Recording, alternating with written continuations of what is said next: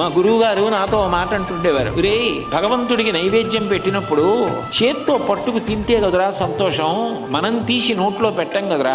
నువ్వు నా ఇంటికి వచ్చావు అనుకోరా, నీకు నేను భోజనం పెడితే నువ్వు కదరా తినాలి. నేనేం చేయగలను, ప్రేమగా వాడు వస్తున్నాడని వంట చేయించగలను. విస్తట్లో వడ్డించిన తర్వాత నువ్వు తీసుకు తింటూ ఉంటే నువ్వు తింటున్న విధానాన్ని బట్టి రే ఇంకొంచెం వేసుకుంటావా అంటే, గురువుగారు చాలా బాగుండారు అమ్మగారు అంటే కదరా సంతోషం. ఏ భగవంతుడు రా చేయి పెట్టి తింటున్నవాడు, ఒక్క సూర్యుడేరా అనేవారు. అని మా గురువు గారికి అలవాటు ఉండేది. పాయసాన్నం వండించి ప్రభాత వేళ ఆయన ఆదిత్య హృదయం పారాయణ చేసి సూర్యబింబం ఎదురుగుండా పాయసాన్నం పాత్ర పెట్టి సూర్య కిరణములు, కిరణములు అంటే కరములు, కరములు అంటే చేతులు, నైవేద్యం పెట్టి ఇదిగోరా చూసావా కిరణాలతో చేతులతో ఎలా ముట్టుకుని తీసుకుని తింటున్నాడో, ఇదిరా పరబ్రహ్మం అంటే, కళ్ళ ముందు కనపడుతున్న పరబ్రహ్మం రా, ఇదిరా నిజమైన ప్రసాదం అంటే, ఇది నాకు సంతోషం రా అని ఆయన ఆదిత్య హృదయం పారాయణ చేసి పాయసాన్నం సూర్యుడికి నైవేద్యం పెట్టి తినేవారు.